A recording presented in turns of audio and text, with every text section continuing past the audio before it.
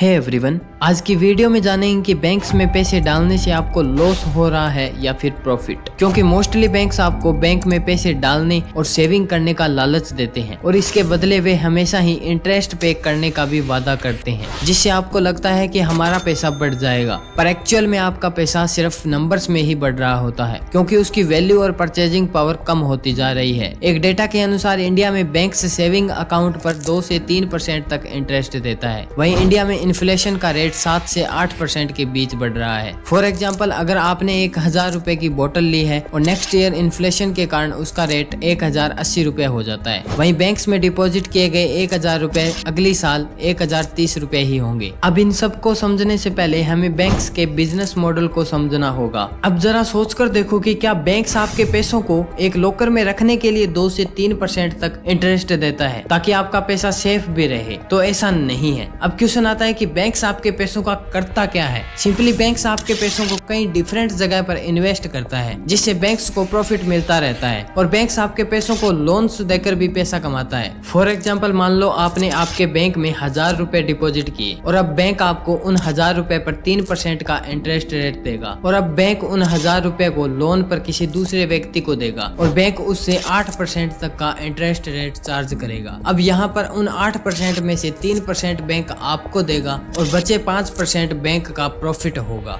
इसके अलावा banks credit card commission, ATM charge, insurance charge और एसएमएस चार्ज जैसी चीजों से भी प्रॉफिट बनाता है। अब क्वेश्चन आता है कि बैंक्स आपके पैसों को किन जगह पर इन्वेस्ट करता है और कितना कर पाता है। तो अब आप सोच रहे होंगे कि बैंक्स आपके सारे पैसों को ही इन्वेस्ट करता है, लेकिन ऐसा नहीं है, क्योंकि बैंक्स को एक लीगल रिजर्व रेशो को फॉलो करना पड़ता है, जो कि आरबीआई के द्वारा निर्धारित किया जाता है, जिसमें ब्रॉडली 2 चीजें आती है। Cash reserve ratio, that means जो पैसे बैंक्स में डिपॉजिटर्स के द्वारा डिपॉजिट किए गए हैं उनमें से कुछ अमाउंट ऑफ मनी को बैंक्स को एज ए कैश के रूप में रिजर्व करके रखना पड़ता है to meet the daily requirements. और करंट में ये कैश रिजर्व रेशो 4.50% तक है, जो कि आरबीआई टाइम के साथ साथ चेंज करता रहता है। सेकंड आता है statutory liquidity ratio, which means banks को कुछ अमाउंट ऑफ मनी को आरबीआई के कहने पर कुछ जगह पर इन्वेस्ट करना पड़ता है, जैसे कि गवर्नमेंट बॉन्ड्स में, गोल्ड रिजर्व में एंड पीएसयू में। और करंट में ये लगभग 18% तक है और इसे भी आरबीआई के द्वारा बैंक्स की सुरक्षा के लिए चेंज किया जाता है। अब simply banks legal reserve ratio को छोड़कर बचे पैसों को सभी को इन्वेस्ट कर सकता है। अब आपके मन में क्वेश्चन आ रहा होगा कि हम अपने पैसों को कहाँ इन्वेस्ट करें जिससे हमें 7 से 8% तक इंटरेस्ट रेट मिल पाए। सिंपली आप एसेट्स में तो इन्वेस्ट कर ही सकते हो, इसके अलावा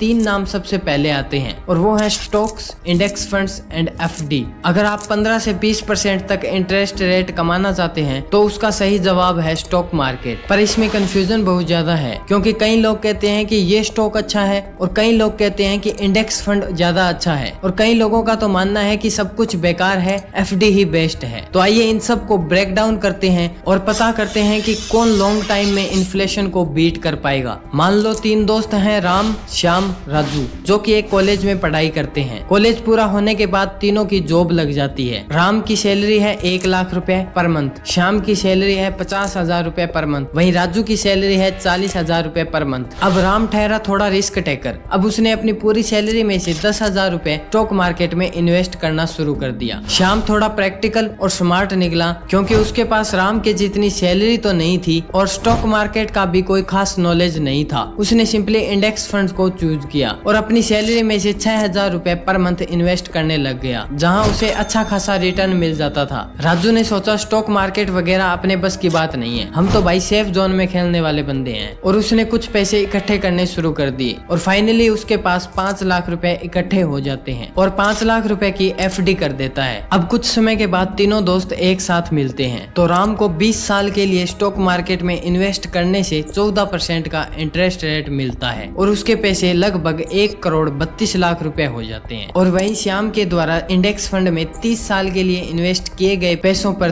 13% का इंटरेस्ट रेट मिलता है, जिसके कारण उसके पैसे 2 करोड़ 65 लाख रुपए हो जाते हैं। वहीं राजू के द्वारा 5 लाख रुपए एफडी में 10 साल के लिए लगाए जाने के कारण उसके पैसे लगभग 7% के इंटरेस्ट रेट से 10 लाख रुपए ही होते हैं। अब दोस्तों, हमें इन्फ्लेशन जैसी बीमारी जो कि दिन प्रतिदिन बढ़ती जा रही है, इससे बचने के लिए स्मार्टली इन्वेस्टमेंट करना सीखना पड़ेगा। अब दोस्तों, अगर वीडियो अच्छी लगी है तो वीडियो को लाइक कर दें, चैनल को सब्सक्राइब कर दें। तब तक मिलते हैं नेक्स्ट वीडियो में।